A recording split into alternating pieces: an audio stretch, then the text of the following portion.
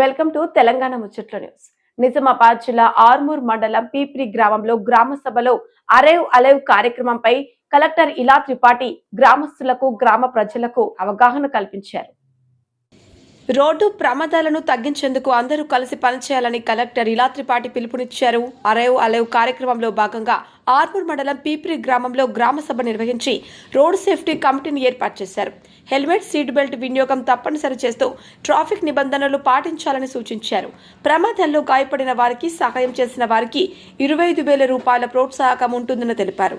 గ్రామంలో ప్లాస్టిక్ నిషేధం, మత్తు పదార్థాలపై సమాచారం అందజేసిన వారికి బహుమతి, హెల్మెట్ వినియోగం, డీజే నిషేధం వంటి తీర్మానాలు గ్రామ సభలో ఆమోదించారు. దూరం పెట్టాలని అందరికీ గుర్తు చేస్తూ స్పీడ్ లిమిట్ కూడా అవగాహన చెందిన ఊరిది. నేను గతంలో వ్యవసాయ విషయంలో అంటే డ్రోన్ మీద ఒక ప్రయోగాలు చేసే క్రమంలో ఇక్కడ రావడం జరిగింది.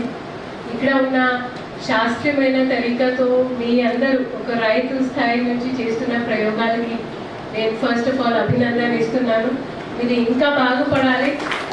వ్యవసాయం మీద చిన్న చూపు కాకుండా ఇంకా కొత్త ప్రయోగాలు చేస్తూ ఉండాలి కోరుకుంటూ ఈరోజు ఈ ప్రోగ్రాం గురించి ముఖ్యంగా మేము ఎందుకు వచ్చామంటే మీ అందరికీ తెలిసిన విషయమే. ఇప్పుడు మన తెలంగాణ రాష్ట్రం మన జాతీయ స్థాయిలో చూస్తే ఒక చెడ్డ పేరు ఉంది. దేని మీద? హైయెస్ట్ డెత్స్ ఉన్నాయి. మన మొత్తం భారతదేశం చూస్తే మన జనాభా ఎంత?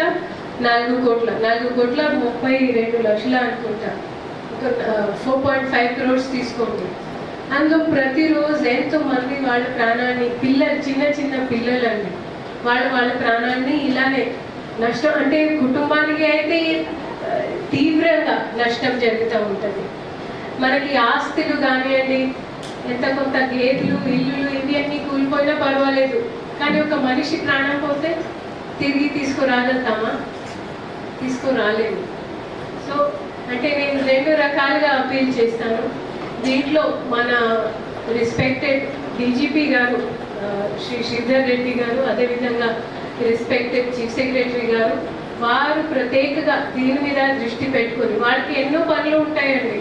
ఒక డీజీపీ స్థాయి, ఒక ముఖ్య కార్యదర్శి అంటే ఎన్నో శాఖలు, ఇలాంటివి ఎన్నో జిల్లాలు ఉంటాయి వాళ్ళకి. 33 జిల్లాలు ప్రతిజ్ఞ చేయుచున్నాను. జై హింద్.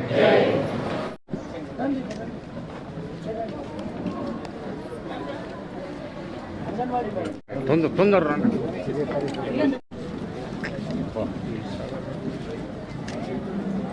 అరే ఉంటాను.